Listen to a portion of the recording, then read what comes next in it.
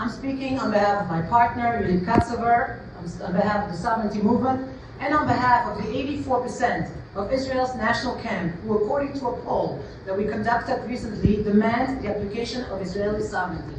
Ladies and gentlemen, let me ask a question. Why did Ben-Gurion need to declare a state of Israel?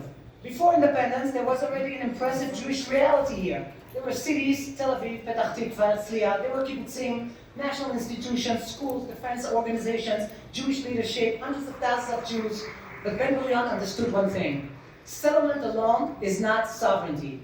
That is why, despite international pressure, despite American opposition, and despite the fact that Jews were outnumbered by Arabs, Ben-Gurion transformed the Zionist enterprise from a settlement project into a sovereign state.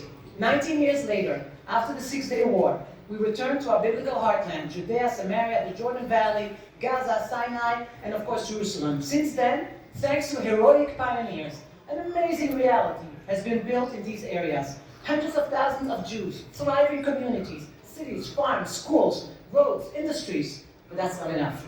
Settlement creates a presence on the ground. Sovereignty creates a political permanence.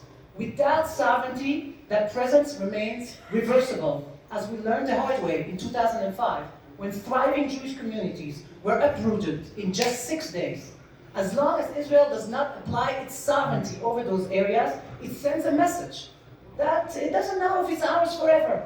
It gives hope to our enemies that one day the Jews will leave and a Palestinian state will, God forbid, arise. Just look at Israel's official national outline plan map. Look at this map. What's weird? Judea and Samaria, what color is it? White. Judea and Samaria remain outside Israel's sovereign framework, despite hundreds of thousands of Israelis living there. This is Israel's official map. Next year, we will mark 60 years since our return to our biblical heartland. What are we waiting for? Those who oppose Israeli sovereignty oppose it for one reason. You know why? Sovereignty closes the door on a Palestinian state.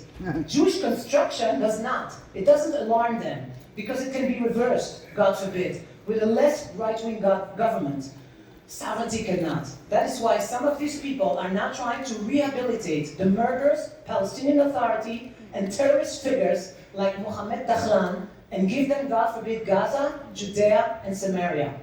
Israeli sovereignty would end this nightmare once and for all. It would mean the final rejection of the infamous Oslo Accords and the end of the Palestinian Authority. Let me finish with one question. What will Prime Minister Netanyahu's historic legacy be if not for sovereignty? The majority supports it. The facts justify it. History demands it. International law supports it. That is why, from here, we call upon this government to bring sovereignty to a government vote before the elections in October. There can be no stronger answer to those who massacred our people on October 7 than this. We are here because God gave us this land. This land is ours and only ours.